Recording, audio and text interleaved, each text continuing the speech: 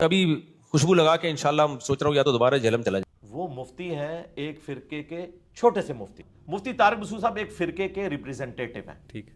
اس فرقے کے وہ بڑے نہیں ہیں, لیکن میں جس لیگیسی کو ریپریزنٹ کر رہا ہوں نا, اس میں ہی بڑا ہوں. ہم ویڈیو میں اپنا مقدمہ رکھتے ہیں اور کہتے ہیں اس کا جواب ویڈیو میں دیں. جب بات کی باری آتی ہے تو اپنا بچہ بھیج دیتے ہیں. نہیں, ایسے نہیں ہوگا. آپ کے تو 5 لاکھ بچے صرف مولانا فضل الرحمان کے ہاتھ پہ بیعت ہے. مجھے عمر نو بھی مل جائے تو ایک بچے کو میں گراؤں گا, وہ کہے گا یہ تو بچہ ہے ہی کچھ نہیں تھا, دوسرے سے بات کریں. تو ہم ڈائریکٹ فائنل کھیلتے ہیں نا بھائی. اپنے بڑے کو لانچ کرو, اور اگر بڑے کو لانچ نہیں کر رہے تو اس کا مطلب یہ ہے کہ تمہارے بڑے یہ سمجھتے ہیں, اور یہ بھی ان کی خواہش پہ. میں نے آپ کو کلیریفائی کر دیا, میں نے آج تک کبھی کسی کو مناظرے کا نہ چیلنج دیا, نہ مستقبل میں دینے کا ارادہ رکھتا ہوں. جب یہ کہتے تھے تمہارے حق پہ ہونے کی دلیل یہ کہ ہمارے علماء کے سامنے بیٹھو, تو میں نے کہا کہ پھر لیول یہ ہوگا, اپنے بڑے کو لانچ کرو. مجھے زمبابوے سمجھ لو, اپنے بڑے کو آسٹریلیا سمجھ لو, میں بات کرنے کے لیے تیار ہوں. میں انجینئر سے گزارش کرتا ہوں بس, کیونکہ یہ بار بار ٹاپک آتا ہے, مجھے ایک دفعہ اپنے سامنے بیٹھنے دے. میں مناظرہ نہیں کروں گا. میں جیسے آپ نے ہر ایک کو سوال کرنے کی اجازت دی ہے, میں بھی آپ سے ایک طالب علم بن کے آؤں گا, اسٹوڈنٹ کی حیثیت سے, بہت ادب سے, بہت تمیز سے, کوئی جھگڑا نہیں, کوئی پھڈا نہیں, ایسے بیٹھوں گا آپ کی خدمت میں, آپ کے چرنوں میں, آپ کے پاؤں میں, آپ سے سوال پوچھوں گا. آپ نے یہ جو حدیث پڑھی تھی اس دن, اس کا جو ترجمہ کیا تھا, یہ کون سی کتاب میں لکھا ہوا ہے یہ والا ترجمہ؟ سمجھ رہے ہیں؟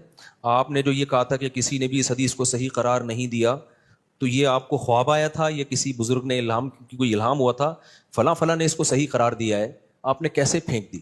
آپ نے جو اس دن یہ کلپ میں فرمایا تھا کہ یہ علماء دیوبند کا گڑھا ہوا عقیدہ ہے, تو یہ تو ہزاروں سال سے یہ عقیدہ چلا آ رہا ہے, تو گڑھا ہوا تو وہ چیز ہوتی ہے جو ایجاد کی ہو.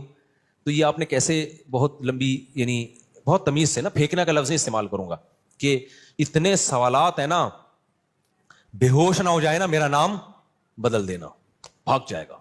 جب فیس ٹو فیس بیٹھ کے بات ہوتی ہے نا, تو پھر بھاگنا بہت مشکل ہوتا ہے. اب یہ عبداللہ بن عباس والی حدیث جو ہے, جابر بن زید کہتے ہیں کہ عبداللہ بن عباس وہ کہتے ہیں میرا خیال یہی ہے کہ ظہر کو مقدم کیا تھا, عصر کو, ظہر کو مؤخر کیا تھا, عصر کو مقدم.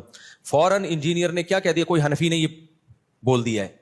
انجینئر نے اتنی بڑی خیانت کی ہے, اس نے کہا کہ وہاں کوئی حنفی بیٹھا ہوا تھا اور اس نے یہ تعویل کر دی کہ ظہر کو مؤخر کیا, عصر کو مقدم کیا.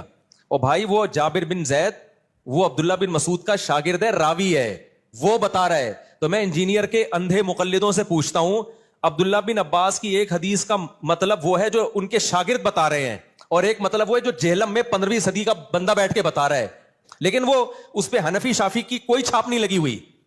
وہ بیان کر رہا ہے کہ ایسا ہی ہوا ہوگا کہ ظہر کو مؤخر کیا اور عصر کو مقدم کیا ہے. اس کو یہ کہہ کے اس نے ٹال دیا کہ کوئی حنفی بیٹھا ہوا تھا, اس نے یہ تعویل کر لی.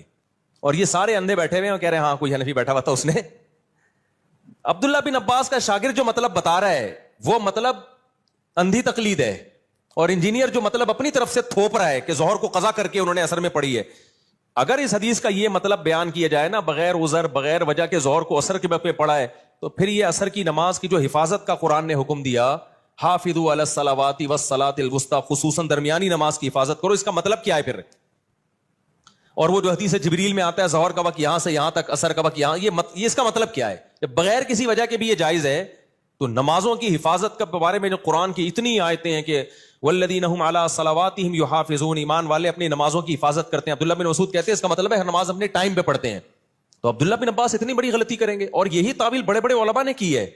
اہل حدیث علامہ شوکانی اہل حدیث عالم ہیں, انہوں نے یہی مطلب بیان کیا کہ ظہر کو مقدم کیا تھا اور عصر کو, ظہر کو مؤخر کیا اور عصر کو مقدم کیا, نمازیں اپنے ٹائم پہ ہی پڑھی ہیں.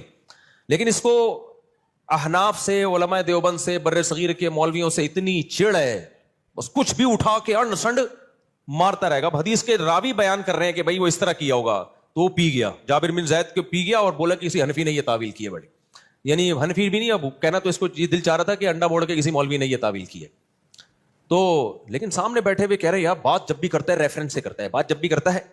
ابے ریفرنس اتنا بڑے دھاندلیاں ترجمے میں مار رہا ہے, تو بتاتا کیوں نہیں ہے کہ جابر بن زید یہ بتا رہے ہیں کہ ظہر کو مؤخر کیا اور عصر کو مقدم کیا. عبداللہ بن عباس کے شاگرد یہ بتا رہے ہیں کہ قضا نہیں کی ہے انہوں نے نماز.